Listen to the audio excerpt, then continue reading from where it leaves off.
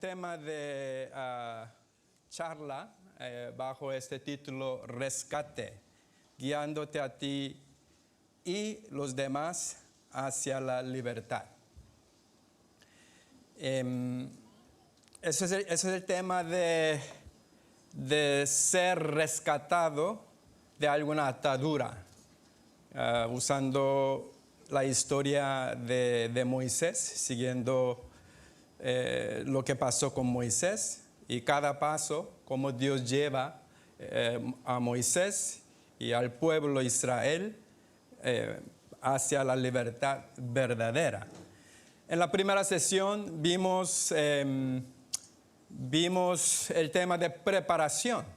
Recuerda que Moisés vivió 120 años y él 40 años, primero 40 años, así suma 120. Primeros 40 años en Egipto, como príncipe de la nación más poderosa de aquel tiempo, haciendo cosas que cualquier egipcio haría en ese tiempo, ¿no?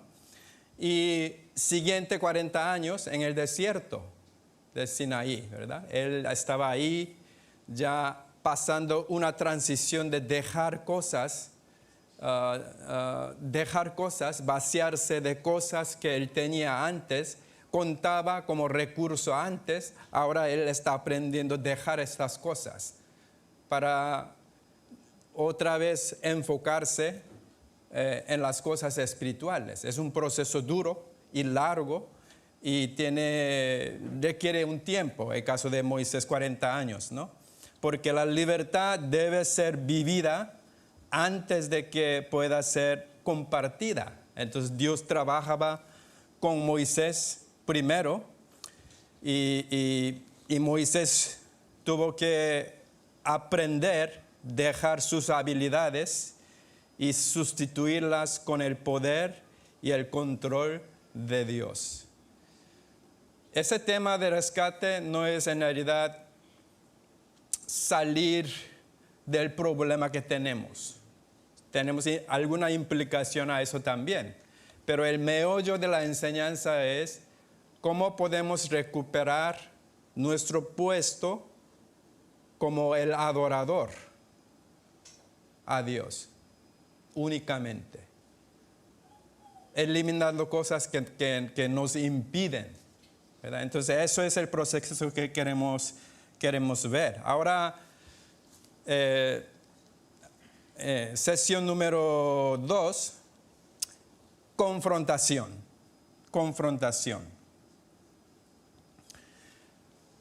Hemos escuchado algunos testimonios muy bonitos. Por ejemplo, un alcohólico que vivió toda su vida, tomando, ¿no? Y luego de edad de 60 años, conoció el Evangelio, ¿sí? Por una noche, siguiente mañana, él despierta como nueva persona. Un cambio drástico por solamente durar una noche. Una transformación radical. Qué bonito, ¿verdad? Cuando escuchamos este tipo de testimonio, ¿no? Pero en realidad esas historias son más la excepción que la regla, ¿no? Hay muchas otras historias que duran tiempo, años, para dejar esas ataduras que nos limitan de los problemas que tenemos, ¿no? Así que esta sesión hoy queremos ver qué confrontación que tenían que pasar los israelitas, Moisés y también los egipcios y Faraón. Pues esto es lo que queremos ver aquí en esta sesión. Por ejemplo, aún viendo que eso dura tiempo, ese tiempo de confrontación, seremos animados, porque cada vez más que vamos a ver que Dios está aquí. Podemos contar con la presencia de Dios, a pesar de que estemos en una situación que no entendemos por qué. ¿Por qué sucede esas cosas? ¿Alguna enfermedad, algún incidente y accidente, algunas cosas legales, muchas cosas que no entendemos, pero cada vez más estamos segurísimos que Dios está con nosotros y Dios está llevando a cabo lo que Él quiere hacerlo, ¿no? Él quiere hacerlo. Pero nos damos cuenta que muchas veces Dios tiene su propia agenda, hace cosas en su propio tiempo. A veces no coincide con nuestro deseo de tiempo. Entonces, ¿qué hacemos cuando sucede esto? En lugar de intervenir, en lugar de resistir, tenemos que ser obedientes de igual, ¿no? Así que cuando Dios llama a Moisés y a Aarón, ellos regresaron a Egipto. El primer parada no fue con el faraón que estaba viviendo en palacio. Primero ellos necesitaban preparar a los israelitas para el rescate. Así que vamos a continuar la historia en Éxodo 4, 29 y adelante. Y dice: y fueron Moisés y Aarón y reunieron a todos los ancianos de los hijos de Israel. Y habló Aarón acerca de todas las cosas. Aquí mira, ¿quién está hablando? Aarón. Aarón está siendo portavoz de Moisés. Moisés va a tomar y va a hablar más adelante, pero aquí está hablando Aarón, tal como ellos arreglaron, que Aarón fuera portavoz de Moisés. Así que él habla acerca de todas las cosas que Jehová había dicho a Moisés. E hizo las señales delante de los ojos del pueblo. 31. Y el pueblo creyó, y oyendo que Jehová había visitado a los hijos de Israel y que había visto su aflicción, se inclinaron y adoraron. Qué bonito, ¿no? Hasta ahora va muy bien. Me gusta ese verso 31 donde dice, ellos oyeron que Jehová había visitado. Esa palabra muy interesante, ¿no? Palabra pakad en hebreo quiere decir, eso aparece en Ruth capítulo 1 también. Recuerda que Noemí decía que escuchó que Dios había visitado a Belén. ¿Sí? ¿Qué significa? Estaba viajando Dios, visitando varios lugares. No, pakad es más que esto, que está traducido como visitar. En realidad es ver, mirar, considerar y atender. Cuando Dios nos visita, significa mucho, porque nos visita con la intención de atender la necesidad espiritual que tenemos, ¿no? Así que vieron, escucharon, y su reacción del pueblo de Israel fue que se inclinaron y adoraron. Suena bien, ¿no? Hasta aquí suena bien, ¿no? Entonces la promesa y el poder de Dios hacen a su pueblo creer y adorar. Muchas veces estudiamos la Biblia, estudiamos la teología. ¿Qué resultado estamos esperando? ¿Cómo queremos responder a la luz de lo que acabamos de leer y estudiar en la escritura o en la teología? Precisamente esto. Cuando conocemos más de Dios, no hay otra cosa que podemos hacer que adorar a Dios, glorificar a Dios, creer en Él cada vez más. Eso es lo que hacía el pueblo Israel. Eso tiene que ser lo igual con nosotros. Cuando vemos el poder de Dios, tenemos que responder con estas dos cosas: creer y adorar. Gracias, Señor, por visitarme. visitarnos, visitar nuestra iglesia. Y ahora, si Moisés pensara que el camino a la libertad va a ser fácil, porque aparentemente tiene buen inicio, él estaría en grandes problemas, bastante equivocado, ¿no? Seguimos con 5:1. Después de Moisés y Aarón entraron a la presencia de Faraón. Ya después de pasar tiempo con los ancianos de Israel, ya ellos continúan, Moisés y Aarón, para ver a Faraón. Y le dijeron: Jehová, el Dios de Israel, dice así: deja ir a mi pueblo a celebrarme fiesta en el desierto. Bueno, aparentemente la petición inicial no era como la libertad total, ¿no? Parecía que ellos están pidiendo unos días de vacaciones para salir a adorar a Dios. Entonces, cuando leí esto primera vez, ¿qué? Eso no es lo que Dios no dijo esto. Dios dijo que ya deja ir a mi pueblo, ya, una vez, ¿verdad? Pero manera que comunica Moisés es que déjanos algún tiempo para ir a adorar a Dios. Entonces yo tenía problema con esto, ¿verdad? Porque ellos cuentan una mentira, que eso no es lo que Dios dijo, ¿no? Pero me di cuenta, meditando este versículo, en realidad eso debe ser el buen inicio, ¿no? Cualquier cosa que queremos hacer, ¿cuál es la primera cosa que hacemos? Tenemos que ir a la presencia de Dios y adorar a Dios, ¿no? Ese es el punto de partida. Si no arreglamos bien quién es el dueño, quién es el dador del propósito, quién es el creador, quién es el dueño del plan maestro, ni hablar de lo que sigue, la actividad que sigue después. Entonces, después de entender eso, sí, claro, esto es exactamente donde Dios quiere que ellos empiecen. Moisés entendió esto muy bien, aunque no nos dice claramente la escritura. Moisés entendió muy bien. Por eso él está pidiendo unos días para adorar a Dios, ¿sí? En 5:2 dice: y Faraón respondió: ¿quién es Jehová para que yo oiga su voz y deje ir a Israel? Yo no conozco a Jehová, ni tampoco dejaré ir a Israel.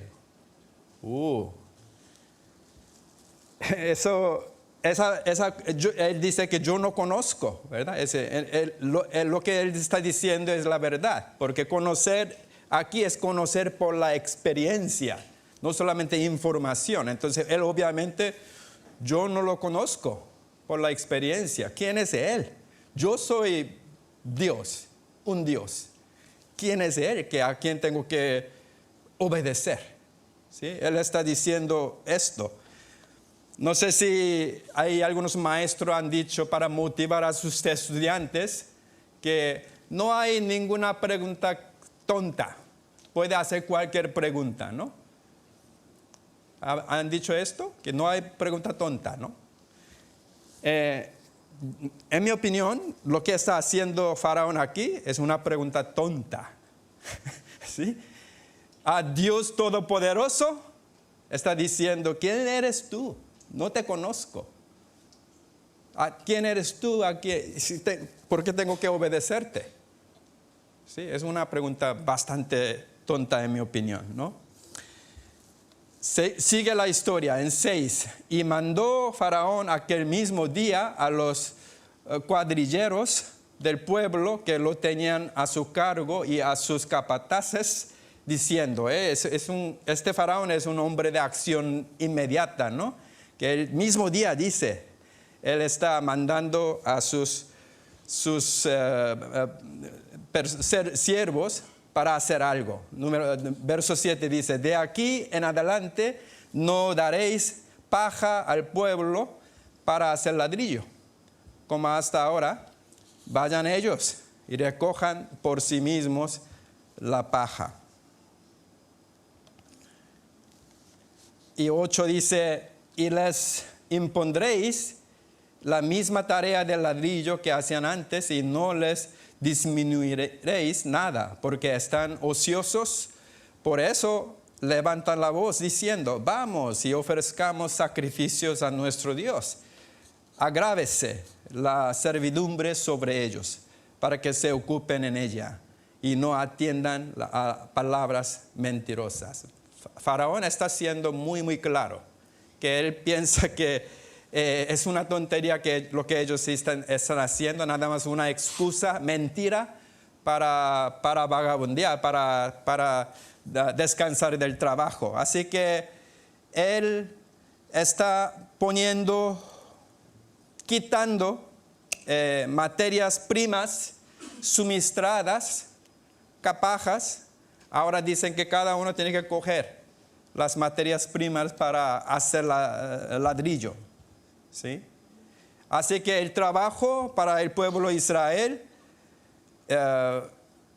era exponencialmente más duro, doble y triple más duro, porque ahora tiene que salir a coger esas materias primero y para poder hacer ladrillo, ¿no?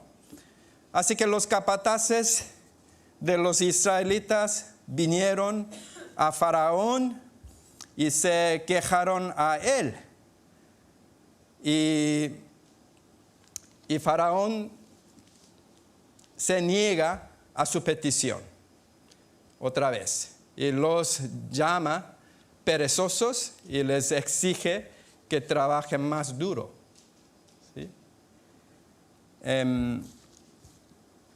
Entonces Faraón cada vez más está guardando su línea de rechazo y no reconoce el Dios de los judíos, no reconoce su petición. Así que continúa la historia en verso 20.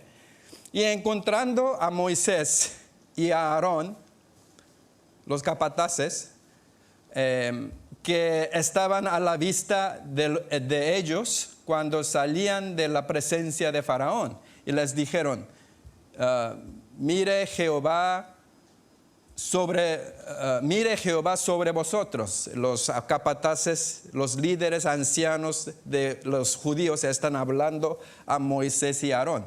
Mire Jehová sobre vosotros y juzgue, pues nos habéis hecho abominables delante de Faraón y de sus servicios, poniéndoles la espada en la mano para que nos maten. Es que antes estábamos bien, no muy bien, pero estamos viviendo. Ahora, venida de vosotros, Moisés, Aarón, nuestra vida mucho más complicada. ¿Por qué hiciste esto? ¿Por qué razón? Dios, de verdad, Dios os mandó aquí para dificultar nuestra vida. Es lo que está diciendo los líderes del pueblo judío, ¿no? Así que los líderes de Israel acusan a Moisés y a Aarón de hacer sus vidas más difíciles y peligrosos. Pues las cosas no van muy bien. Así que Moisés ahora va al Señor. En 22. Entonces Moisés se volvió a Jehová y dijo, ahora no solamente el pueblo de Israel tiene problema con Dios, ahora parece que Moisés tiene problema con su fe, depositando su fe en Dios. Él dice, Señor, ¿por qué afliges a este pueblo? ¿Para qué me enviaste? ¿Por qué desde que yo vine a Faraón para hablarle en tu nombre, ha afligido a este pueblo y tú no has liberado a tu pueblo? ¿Qué pasa? ¿Por qué me enviaste al principio? Tú sabías que eso no va a funcionar. Ahora me están hablando mal, mi propio pueblo. Yo no quiero continuar con esto.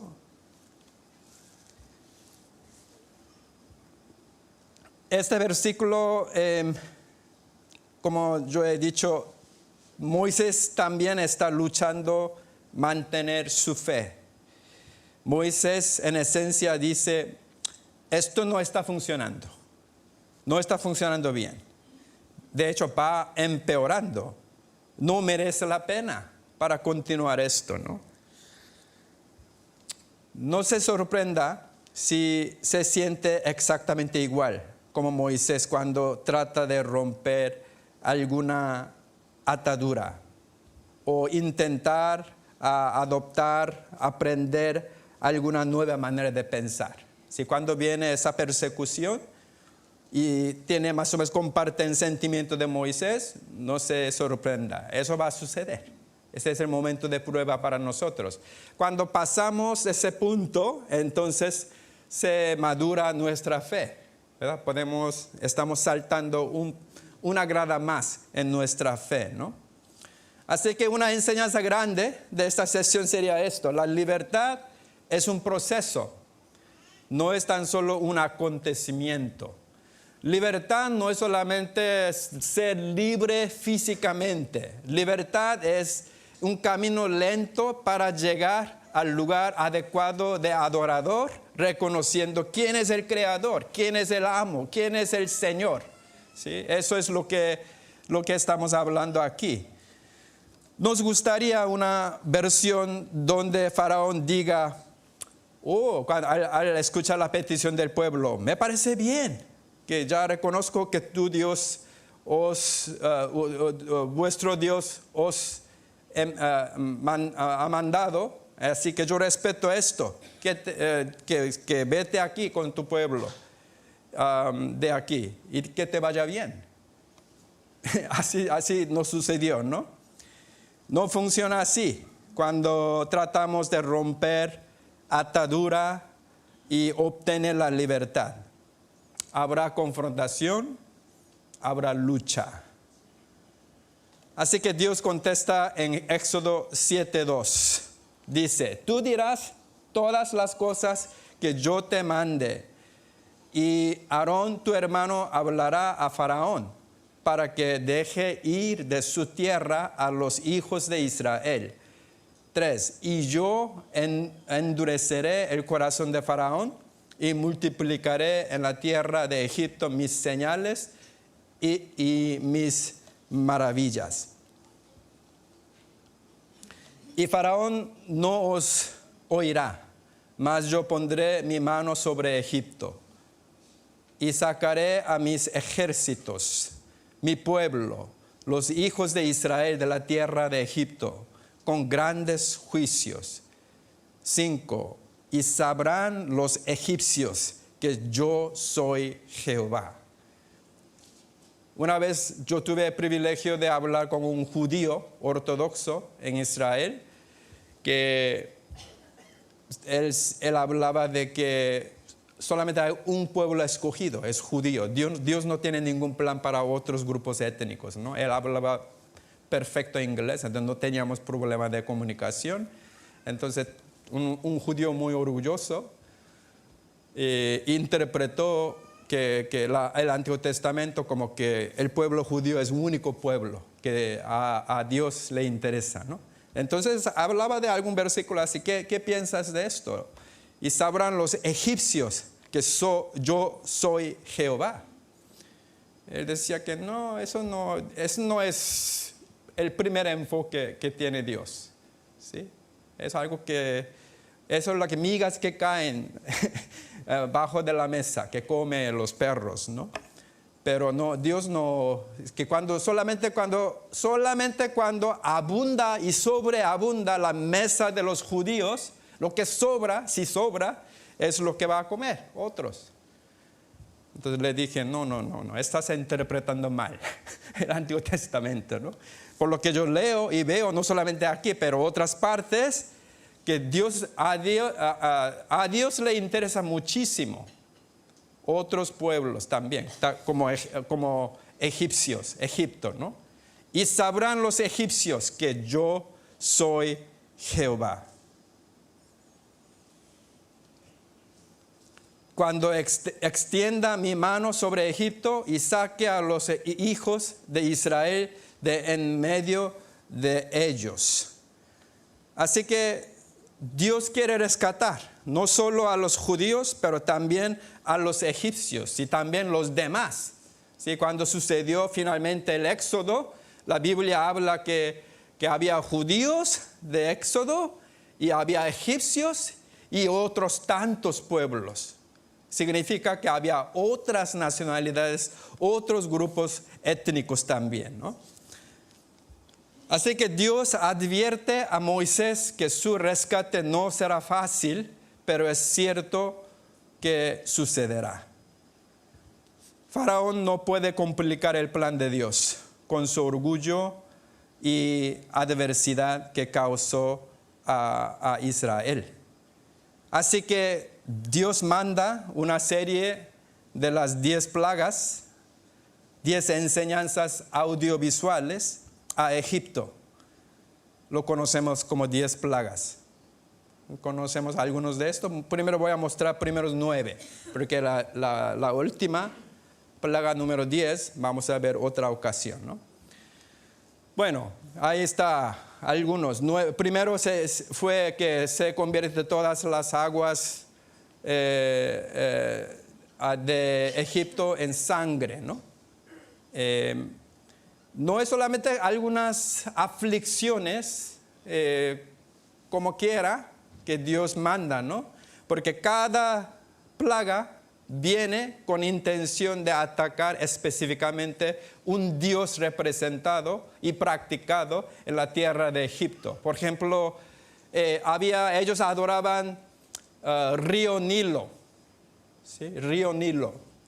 El Dios del río Nilo se llama Khnum, así se llama en egipcio, Khnum, guardián de la fuente del río, ¿no? Entonces adoraban esto. Entonces ahora, ¿qué hace Dios? Se convierte en sangre, no puede tomar de esto, no puede usar, no puede lavar, le da asco, huele mucho. ¡Wow! ¿Qué hace? Río Nilo no es cualquier río para los egipcios. Eso es canal de transporte para ir a Mediterráneo, para ir a Mar Rojo, traer cosas, y exporta, importa. Es mucho, también para regar, para su cosecha, lo que siembra allá en esa zona. Entonces, eso no solamente es un río, eso tiene mucho significado que afecta su vida diaria, ¿no? Entonces, Dios paraliza. No voy a hablar de todos 9, pero, por ejemplo, ranas, manda ranas. Recuerda, hay un diosa de fertilidad, que la cabeza es una mujer bonita, pero para abajo es las piernas de ranas.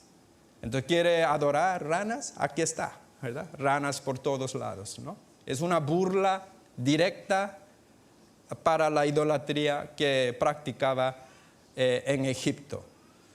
Último, plaga número 9, tinieblas, la oscuridad. Había un dios que se llama Ra, es uno de los dioses principales de Egipto, que era dios del sol, dios de luz. Bueno, quiere adorar dios de luz, aquí está. Y se cubre con la oscuridad, tiniebla totalmente. No puede ver nada, no puede hacer nada por días, ¿no? Entonces, ¿qué pasaría si fuéramos egipcios viviendo en aquel tiempo? Viene 10 plagas paralizando su fe de idolatría de cada cosa que practicaban allá, muy comúnmente. Quedaríamos con mucha duda, ¿no? ¿Estamos bien con esas idolatrías que estamos haciendo? ¿Hay de verdad que algunos de lo que estamos adorando es Dios verdadero? Pues por eso llamamos, son 10 enseñanzas audiovisuales, ¿no? Así que las plagas demuestran la superioridad de Dios sobre los dioses falsos de Egipto. Pregunta, ¿eso será solo el problema de Egipto? ¿Adorar la creación en lugar de el Creador? ¿Qué tal de nuestra vida en el año 2022? ¿No tenemos la misma tendencia de cambiar nuestro enfoque del Creador a la creación? Yo creo que sí. tenemos ese peligro y tendencia también. Por ejemplo, atletas, como yo mencioné al principio, estoy viendo grandes futbolistas que cobran tanto dinero, millones de euros. ¿Qué es lo que estamos haciendo? En vez de contemplar el talento y destrezas que Dios ha entregado a esta persona, ¿qué es lo que hacemos nosotros? Agrandamos la capacidad y habilidad de este jugador, pagando mucho, casi haciéndolo como ídolo. De hecho, algunos de ellos empezaron su propia religión, ¿no?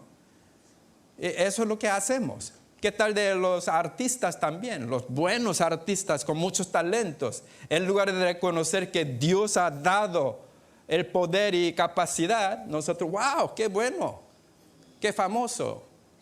Y pagamos y seguimos sus caminos, aunque sea equivocado, porque es una persona muy popular. ¿Sí? A veces lo hacemos con los líderes espirituales. Cuando alguien enseña muy bien, alguien hace muy buen trabajo en la iglesia, en lugar de glorificar a Dios, nosotros damos mucho crédito a esa persona y pone en plataforma y levantamos. No lo adoramos en la iglesia, pero casi en práctica estamos subiendo a esta persona por su capacidad, no por el poder y capacidad que Dios ha dado. Estamos en esa confusión constantemente, porque ese tipo de sociedad en que estamos viviendo ahora. En ese sentido somos muy parecidos como los egipcios a la primera vista. Después de la séptima plaga, Dios permite que Moisés y Aarón fueran a Faraón para tratar esta vez la esencia del problema con él. 10:3 dice, entonces vinieron Moisés y Aarón a Faraón y le dijeron, Jehová, el Dios de los hebreos, ha dicho así, ¿hasta cuándo no querrás humillarte delante de mí? Deja ir a mi pueblo para que me sirva. Como Faraón, nuestra raíz de pecado es tener orgullo delante de Dios. Esto es el pecado más antiguo y original. Esto es lo que causó que Satanás fuera expulsado del cielo. Satanás decía, yo seré como el Dios Altísimo. Satanás echando dudas a la mente de Adán y Eva en el libro de Génesis. ¿De veras Dios dijo esto? Dios se está reteniendo de vosotros, de nosotros. Yo sé lo que necesito mejor que Dios. Este tipo de comentario muestra que tenemos orgullo, ¿no? Y escarbamos, si escarbamos en el fondo de nuestra alma, este pecado de orgullo es la raíz del problema. Santiago 4:6 dice esto. Dios resiste a los soberbios y da gracia a los humildes. Es un principio universal, principio divino, que nunca fue rompido, quebrado. Dios odia a los orgullosos. Dios le da gracia a los humildes. El principio universal. Así que esto es, en verso 27, dice así, pero Jehová endureció el corazón de Faraón y no quiso dejarlos ir. 28, y le dijo Faraón, retírate de mí, guárdate que tú veas más mi rostro, porque en cualquier día que vieres mi rostro, morirás. 29, Moisés contesta, bien has dicho, no veré más tu rostro. El patrón continúa. tras cada plaga, el corazón de Faraón se endurece más. Ya hemos pasado las 9 plagas y el corazón de Faraón no se ha mejorado. En la próxima vez Dios quiere que cuando comparta esto, veremos de la última plaga, la plaga número 10. Ahí todo se va a cambiar, ¿sí? Pero antes de hablar de la última plaga, en la siguiente oportunidad, ¿por qué Dios no se saltó las primeras 9 plagas y iniciar con la última? Porque aparentemente la última es lo que funciona, ¿no? Porque tiene que pasar todo el tiempo con otros 9. ¿Y por qué hay retrasos y demoras para alcanzarnos? Sugerimos 3 razones por las cuales Dios aparentemente retrasa el proceso. Primero, aquí voy a poner el primero, porque Dios no envió solo la 10ª plaga. Primero, el retardo permitió que Dios mostrara más de su poder. Si tiene más oportunidad cada vez más, no solamente los judíos, pero egipcios y otros, ellos tienen oportunidad de ver la grandeza y el todopoder de Dios, mientras que hay más oportunidad para Dios para mostrar sus grandezas, es mejor, ¿no? Está preparando a la gente espiritualmente. Número 2, otra razón por la cual hay este retardo. El retardo les dio a Faraón y a los egipcios más tiempo para arrepentirse. Al ver, si no está en obediencia, cuando Dios muestra su grandeza, ¿qué es la primera cosa que tiene que suceder? El arrepentimiento. Tiene que arrepentirse. Es la única cosa en realidad con que empieza el cambio drástico. Señor, perdóname, yo he hecho mal. Yo voy a cambiar mi comportamiento desde ese punto y adelante, ¿no? Así que eso le da oportunidad para arrepentirse. Y último, el retardo les dio a Moisés y a los israelitas más tiempo para desarrollar una fe más fuerte. Bueno, entonces voy a dejar con esas 2 preguntas para pensar un poquito más allá, ¿verdad? ¿Cómo usted ha experimentado desilusión y frustración en el camino a la libertad? Sí, algunos podrían escribir libros de esto, ¿no? Que varias historias, cómo fue esto, ¿no? Y segunda pregunta más importante, ¿cómo Dios ha usado estos retardos y desvíos para hacerle más fuerte en su fe y más listo para el rescate? Porque Dios no hace para solamente causar aflicciones, dificultades en nuestra vida. Cuando Dios hace cosas con el propósito para enseñarnos algo. Porque cada cosa que Dios hace es invitarnos y llamarnos para que seamos adoradores. Si alguna persona que estudia cada palabra de griego, hombre, en palabra hombre en griego es antropos, antropología, ¿verdad? Estudio sobre hombres. Y palabra antropología significa una postura o pinta una postura de rodilla levantando mano hacia arriba. Etimología de esa palabra, ¿no? Así que ser humano, ser hombre, por la definición de su nombre, tiene que ser adorador. Si hace cualquier otra cosa que no es adorador, no está viviendo, no está existiendo a su propósito. según su propósito, ¿no?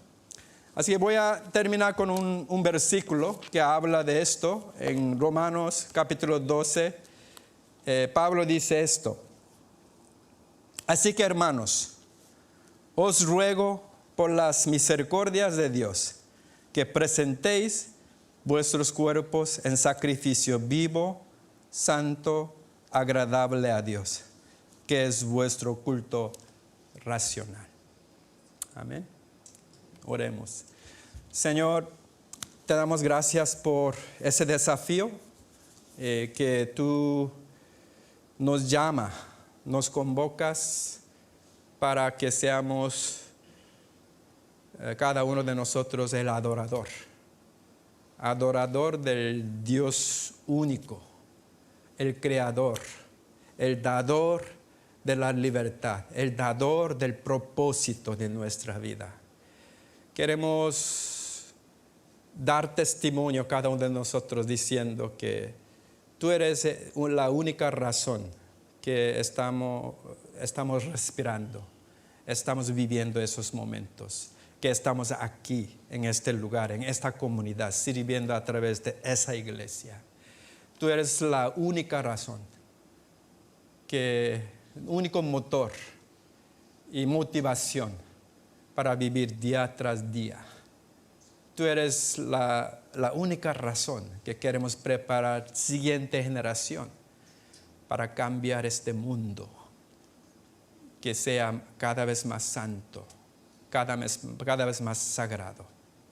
Gracias, Señor, por este entorno y este ambiente que tenemos en nuestra iglesia, la amistad y madurez que tenemos en nuestra iglesia, y cada actividad que hacemos aquí, de hecho, sea una reflexión perfecta y se convierta en un sacrificio vivo, santo, agradable a Dios, porque esto es nuestro culto racional.